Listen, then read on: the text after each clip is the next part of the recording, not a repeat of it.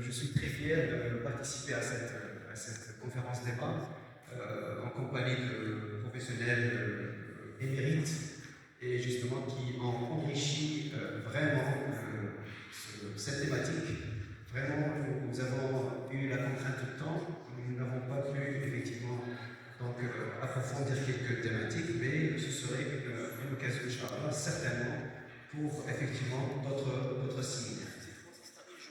Tout à fait, toute une journée, pourquoi pas une semaine de la fiscalité, dédiée toute à la fiscalité, puisque nos chers étudiants ils sont très engagés et ils sont très disponibles et disposés à apprendre des choses nouvelles par rapport à ce thème qui tient beaucoup à cœur. Donc, la thématique sur laquelle va se dérouler mon intervention, c'est effectivement sur la taxe carbone. Bien sûr, qui dit taxe dit effectivement un certain fardeau aux yeux du contribuable.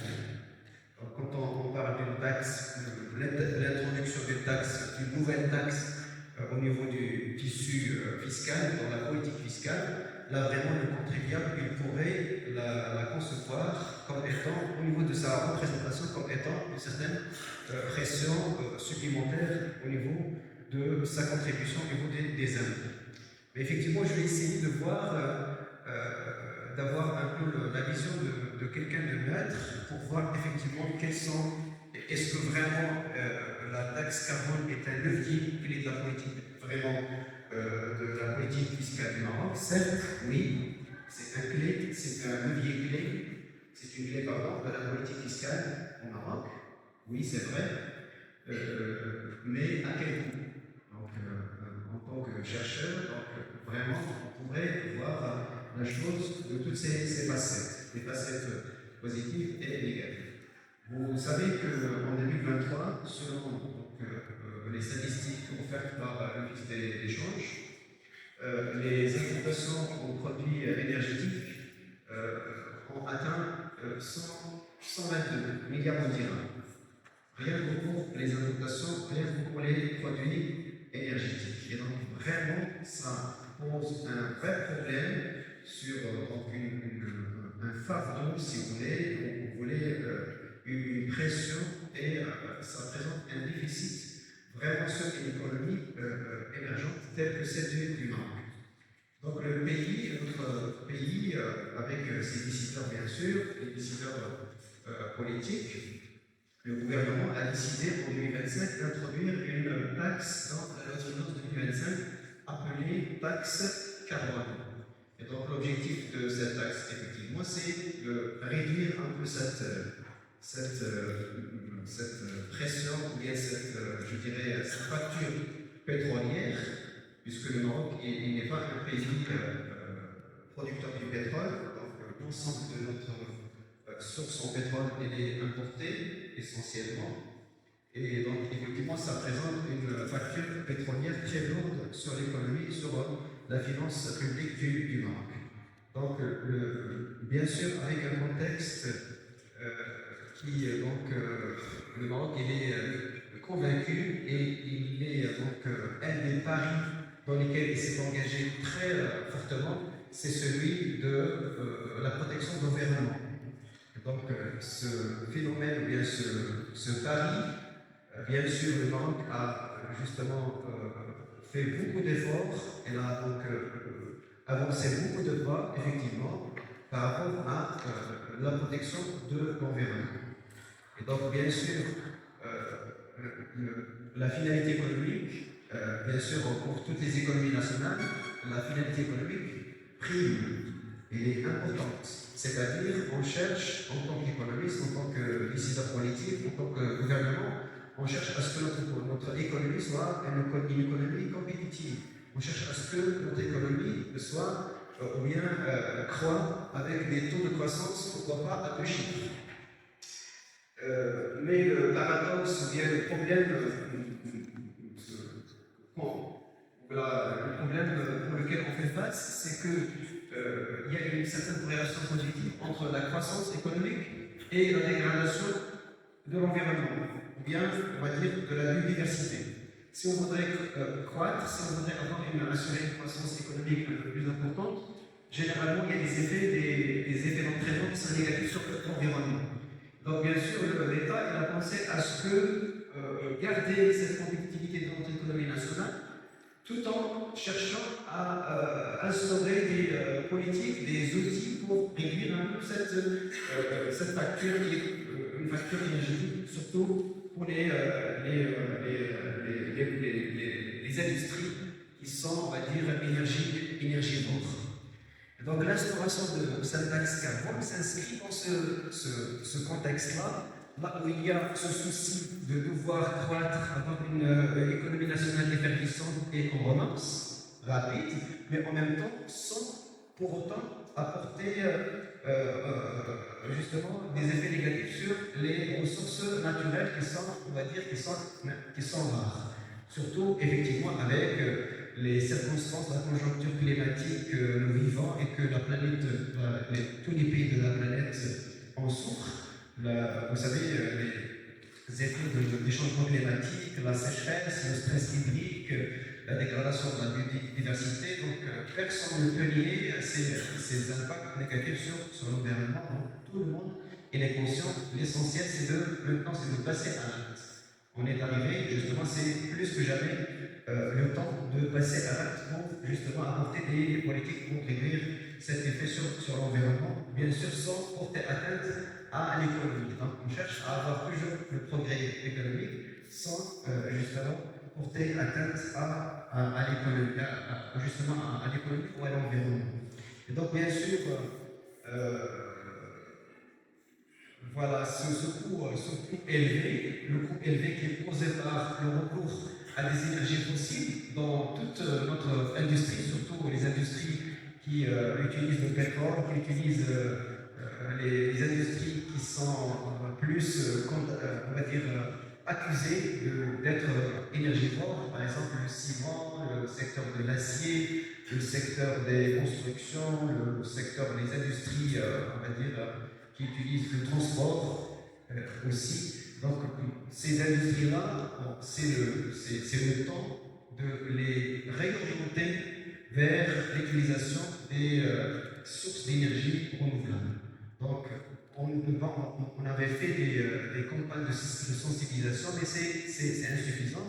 L'État, à travers la loi de finances 2025, compte à passer à l'acte pour effectivement poser ou bien introduire une taxe qui va effectivement être payée par, qui va sanctionner, on va dire, qui va sanctionner l'utilisation des énergies fossiles. Par exemple, le pétrole, par exemple, les autres éléments, l'électricité également, c'est une industrie qui utilise de l'énergie fossile à grande échelle. Et donc, pour justement canaliser les opérateurs économiques, ou bien les acteurs économiques, les industriels, surtout de ces secteurs que j'avais cités, pour les canaliser vers des comportements propres et durables, donc il fallait effectivement passer à l'acte, il fallait justement instaurer une taxe qui, bien sûr, a été introduite par la loi de finances 2025, mais qui serait appliquée à partir de 2026.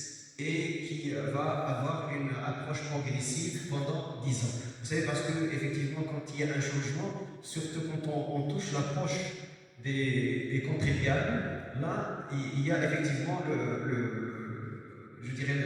l'impact direct, c'est la résistance. À tout changement, il y a une résistance. Mais quand le changement est progressif, il est accepté quand même, il est facilement accepté par les parties prenantes. Donc, pour assurer cette transition énergétique et surtout le développement économique durable, en instaurant une croissance verte, un développement durable, une responsabilité sociale, un respect de l'environnement, on cherche à avoir un équilibre entre écologie et économie en introduisant cette taxe carbone qui effectivement va toucher l'utilisation des énergies fossiles et qui va encourager effectivement les contribuables pour réduire, si vous voulez, cette imposition, pour la réduire, donc opter pour je dirais, les énergies renouvelables. Et donc, ça a été introduit à l'article 7 de la loi cadre dont il a parlé notre cher collègue Sarabé, la loi cadre sur la fiscalité, la loi 69-19. Donc, au niveau de la loi de l'article 7, c'est là où il est introduit le fait qu'il devrait y avoir un certain encouragement de la réduction des émissions de gaz à effet de serre, notamment le CO2, de promouvoir les énergies renouvelables et de mobiliser les ressources pour soutenir surtout les projets ayant pour vocation la transition énergétique. Et donc la mise en œuvre, comme j'avais dit, c'est un changement, et le changement, il est vraiment conjugué par une résistance, puisque le contribuable, il la considère comme étant une nouvelle taxe qui va alourdir son coût. Et donc, bien sûr, cette taxe-là qui est proposée pendant une durée de 10 ans, son application pendant une durée de 10 ans, c'est pour, si vous voulez, alléger cette résistance qu'il pourrait avoir. Et bien sûr, cette taxe carbone, c'est vraiment une approche que le pays, que les pouvoirs publics ont adaptée aux spécificités de notre pays, qui est une économie émergente. Et donc, par d'abord la recherche, on n'a pas encore fixé le prix du carbone, mais on cherche à intégrer, à travers une approche participative, l'ensemble des parties prenantes, ménages, entreprises, particuliers, groupements d'entreprises, partis politiques, gouvernements,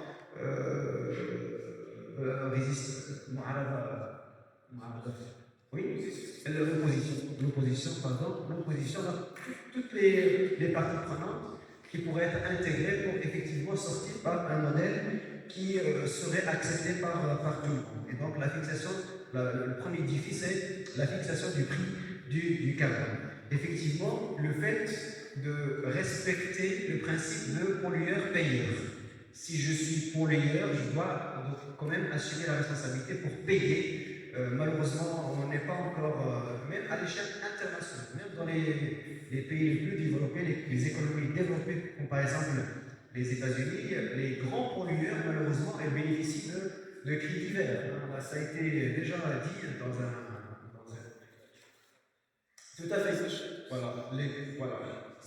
Ça s'achète, effectivement. Donc, malheureusement, on n'a pas encore atteint le fait de respecter ce principe de pollueur-payeur. Donc, un géant du pétrole, le plus pollueur, c'est lui qui bénéficie le plus de crédits et de facilités, donc justement, vertes et écologiques. Donc là, c'est un paradoxe.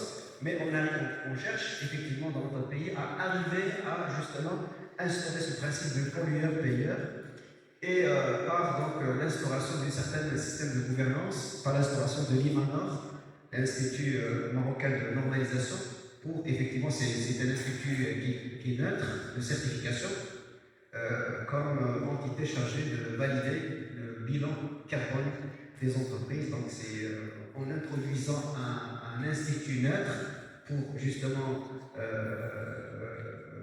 valider les bilans. Là, c'est pour effectivement avoir instauré un système de gouvernance qui va être respecté par tout le monde. Et donc, aussi la formation des inspecteurs. Ça, c'est une démarche qui doit être faite justement, et que l'État commence effectivement à le faire. Formation des inspecteurs qui sont chargés du contrôle de la taxe, puisque c'est une taxe qui est nouvelle, justement. Et bien sûr, l'entrée en vigueur, je l'ai dit, il va coïncider au 1er janvier 2026, et c'est qu'à partir de janvier 2026 que sa taxe aura à être mise en vigueur, et ça va coïncider effectivement avec l'application du mécanisme d'ajustement carbone aux frontières MACF de l'Union européenne. Ça, c'est un mécanisme, juste entre parenthèses, c'est un mécanisme qui justement applique des restrictions ou bien applique des impôts, des impositions sur les importations, voilà, issues des pays, tout à fait, issues des pays qui ne respectent pas, qui n'ont pas cette image de pays respectant l'environnement. Donc quand on est un pays qui entre dans cette catégorie, la compétitivité de nos produits à l'exportation, ils vont avoir donc, un effet négatif. Et donc, le Maroc, qui, par son approche effectivement clairvoyante de Sa Majesté et par sa vision proactive, en fait entrer cette taxe carbone en coïncidant avec l'instauration de ce mécanisme d'ajustement pour effectivement augmenter la compétitivité de nos produits. Et donc, voilà, c'est un timing stratégique. Maintenant, on va justement juste parler du coût, puisque la taxe, avec tous ses avantages, d'accord, je vais commencer par les avantages, d'accord, pour être un peu donc, positif, d'accord. Donc, parmi les avantages de cette taxe, on trouve donc un impact socio-économique qui est très positif. Il y en a beaucoup, donc j'ai fait une petite recherche. Et ce n'est pas la liste exhaustive, il s'agit effectivement d'améliorer le solde budgétaire du Maroc, qui va être amélioré selon les statistiques par une augmentation d'environ 0,8% du PIB selon l'OCDE. Donc vraiment 0,8% du PIB, là c'est pas rien. Donc c'est une amélioration du solde budgétaire par effectivement, puisque la taxe c'est une ressource, hein, c'est une ressource de l'État, donc c'est une recette. Donc ça va améliorer effectivement le PIB. Puis effectivement ces recettes-là, ils pourraient servir effectivement à financer les infrastructures écologiques. Donc ces recettes issues bien qui émanent de cette taxe carbone, ils vont être canalisés pour justement doter notre pays des infrastructures écologiques très sophistiquées. Et puis ça doit être accompagné effectivement par, et ça a été déjà introduit, par des aides aux ménages à faible revenu, puisque justement les familles en situation vulnérable qui vont être vraiment touchées par cette taxe, indirectement par cette taxe carbone. Et donc, pour compenser cet impact négatif, vraiment l'État, dans le cadre du programme d'aide ou bien de soutien direct aux familles en situation vulnérable, là c'est pour justement atténuer cet impact-là. Et ce qui est très intéressant, c'est le fait que l'instauration de cette taxe va renforcer la position du Maroc, va renforcer la compétitivité des produits marocains à l'export, pour effectivement prendre la casquette de pionnier du Maroc comme pionnier de la finance verte. Puis aligner les normes de production marocaines avec celles des pays avec lesquels on entretient des relations d'importation-exportation, notamment les partenaires européens. Et donc, on ambitionne par cette taxe, effectivement, à réorienter, bien sûr, les choix énergétiques vers des acteurs économiques, vers des projets, justement, qui boostent la transition énergétique vers des projets qui utilisent des énergies renouvelables. Je reviens maintenant, donc je reviens en arrière, pour parler du coût de mise en œuvre, puisque cette taxe, comme l'avait dit, c'est une taxe qui va effectivement avoir, bien sûr, des avantages. Là, c'est très intéressant en matière de microéconomique et macroéconomique, mais effectivement, ça aura effectivement un coût par rapport effectivement surtout à l'utilisation, bien au coût qui va augmenter, surtout celui du carburant, des énergies, du transport. Et donc là, ça va effectivement, on va s'attendre à une certaine aggravation de l'inflation, puisque c'est des secteurs comme celui du transport, c'est des secteurs qui sont transversaux, qui existent dans tous les produits. Et puis effectivement, on aura un impact direct, puisque si par exemple on instaure une taxe carbone sur l'utilisation par exemple du pétrole, sur l'utilisation de l'essence ou du gasoil, là ça va être répercuté effectivement sur le pouvoir d'achat direct du consommateur, donc l'effet serait direct sur le pouvoir d'achat des consommateurs. Et bien sûr, il y aura une certaine diminution de la demande, puisque ce qui dit diminution du pouvoir d'achat aura un impact sur la diminution de la demande ainsi de la production. Et donc, normalement, c'est effectivement des paramètres ou bien des facteurs d'entraînement négatifs auxquels les pouvoirs politiques, les pouvoirs publics doivent justement faire attention, puisque justement on ne doit pas, si vous voulez, réformer un domaine et toucher négativement un autre, surtout celui du pouvoir d'achat des consommateurs. Il y a aussi un coût à supporter, c'est le coût du phénomène du carbone. Par exemple, dans un pays où la taxe du carbone est introduite, et donc les opérateurs économiques ils vont chercher à fuir leur investissement, ne pas investir dans ce pays, mais chercher des pays dans lesquels la taxe carbone n'est pas encore introduite ou bien appliquée. Et bien sûr, la fuite des investissements, c'est vraiment une catastrophe pour l'économie nationale. Parce que vous savez, l'investissement, c'est la source de création de richesse pour toute l'économie. Et si on n'encourage pas l'investissement, vraiment, ça va avoir un impact très négatif. Et bien sûr, quand on fuit l'investissement dans un pays qui n'applique pas la taxe carbone, est-ce qu'on va respecter l'environnement? Puisque ça va capitaliser sur la planète. Puisque l'émission du CO2, si on émet en Maroc, c'est comme si on émet dans un autre pays. Et donc, l'impact négatif, il sera, puisque c'est global. Notre planète, voilà, l'équation est égale à zéro, tout à fait. Donc, du coup, c'est vraiment les choses auxquelles les pouvoirs publics doivent vraiment faire attention pour ne pas effectivement avoir l'effet de ces impacts négatifs sur l'économie et sur l'investissement en général.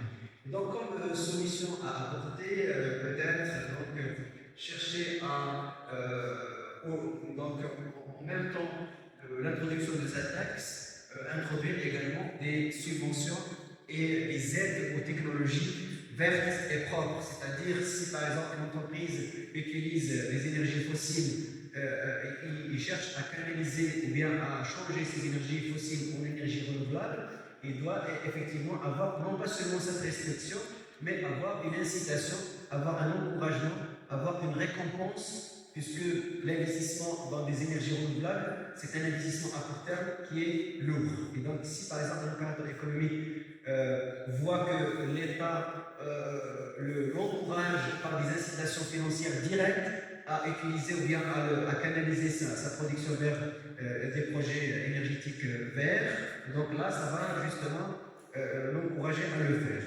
Puis voilà, lancer des programmes de formation pour les travailleurs touchés, parce que en faisant cette transition énergétique, peut-être il y a des métiers qui vont disparaître, d'accord? Et donc ce serait un problème d'ordre social. Et bien sûr, les réductions, ou bien introduire des réductions fiscales pour les entreprises qui investissent. Ça veut dire favoriser, si vous voulez, cette finance verte. Par exemple, si par exemple un jeune, un lauréat ou un jeune diplômé a une idée d'un projet qui est ami ou bien qui est bienveillant à l'environnement, il doit sentir cette bienveillance auprès des institutions publiques, surtout des institutions de financement. Et donc là, c'est le rôle de la finance verte, c'est-à-dire les banques, ils sont plus que jamais intéressés par ce qu'on appelle cette finance verte, c'est-à-dire à canaliser les modes de financement vers les produits qui sont verts. Tout à fait. Des ESG, effectivement, environnement, social et gouvernance, tout à fait. Donc voilà, donc je vais finir, chère audience, par la dernière diapositive, juste pour vous donner un exemple de calcul, puisque maintenant en discutant comment peut-être, par exemple, le gouvernement pourrait fixer le taux de cette taxe carbone. Est-ce qu'il serait forfaitaire? Est-ce que, donc, s'il est forfaitaire, Donc on ne doit pas respecter cette équité fiscale. Donc du coup, j'ai la formule de calcul déjà,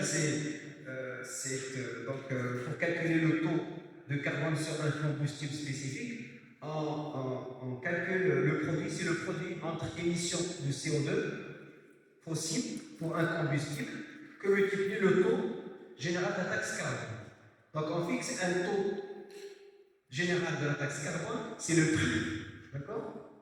C'est le prix de la taxe carbone dont on avait parlé, et on va le multiplier puisqu'il serait en relation, je dirais, proportionnelle avec le degré d'émission de CO2. Donc plus une entreprise émet de CO2, plus il fait de taxes. C'est là l'idée, c'est là la règle. Et donc c'est équitable d'ailleurs. Comment on calcule l'émission de CO2 dans l'air? On calcule l'émission de CO2 dans l'air, justement, je vous ai donné un exemple suédois, puisque Suède, déjà la taxe carbone est d'actualité depuis 2018. D'accord? Donc on calcule cette taxe carbone, et ce taux de taxe carbone, par d'abord chercher le pouvoir calorifique du pétrole fossile. Par exemple, là c'est celui de l'essence. Le pouvoir calorifique du pétrole, c'est 31,39 gigajoules par mètre cube. C'est-à-dire chaque mètre cube du gasoil et du pétrole émet 31,39 gigajoules justement de pouvoir calorifique. D'accord? Ça c'est en chimie. Hein. En chimie, c'est une donnée qui existe déjà. Et bien sûr, le facteur d'émission d'essence fossile aussi, le facteur d'émission, il est fixé à 74 kg de CO2 par gigajoule. Chaque gigajoule, d'accord, il est dû effectivement à une émission de 74 kg de CO2. 60 kg de CO2 émis dans l'environnement donne 1 gigajoule de pouvoir calorifique. D'accord? Et donc là, les émissions de CO2, puisque au niveau de la formule, revenez s'il vous plaît à la formule, nous avons deux éléments. Les émissions de CO2 et le taux général de la taxe. Donc les émissions de CO2 sont calculées de cette façon, le pouvoir calorifique fois le facteur d'émission. Dans ce cas, c'est 31,39 que multiplie 74, ce qui donne une émission de CO2 de 2323 kg de CO2 par mètre cube. Chaque mètre cube de pétrole, d'accord, de pétrole, on ne peut pas dire de l'essence, donne effectivement 2323 kg de CO2. Bien, si vous voulez, de façon rétroactive, 232 323 kg de CO2 qui est justement émise pour chaque mètre cube de pétrole utilisé. Chaque mètre cube utilisé donne une émission de 2323 kg de CO2 dans l'air. Voilà, donc maintenant, avec la conversion volumétrique, vous savez, un mètre cube égale à 1000 litres. N'est-ce pas? Un mètre cube égale à 1000 litres. Et donc, bien sûr, les émissions CO2 fossiles, ils sont de 2,323 kg de CO2 par litre. Ça, c'est une conversion volumétrique. Et bien sûr, le taux général de la taxe qui est fixé en Suède, c'est 1,15 couronnes suédoises. J'ai fait la recherche tout à l'heure et j'ai trouvé que c'est 1,15 couronnes suédoises par kilogramme de CO2 émis dans l'environnement, et ce qui fait effectivement donc là, tout à fait. Donc si on fait le calcul, on aura le taux de la taxe sur le carbone sur l'essence fossile, 2,23 que multiplier 1,15, donc ça va donner 2,67 couronne sudoise. 2,67 couronne sudoise, sachant que le taux de change une couronne sudoise est équivalent à 0,09 euros. Au Maroc, rien n'est encore appliqué. C'est juste un exemple qui est appliqué au Koweït. Donc, pour vous dire, le Maroc, on n'a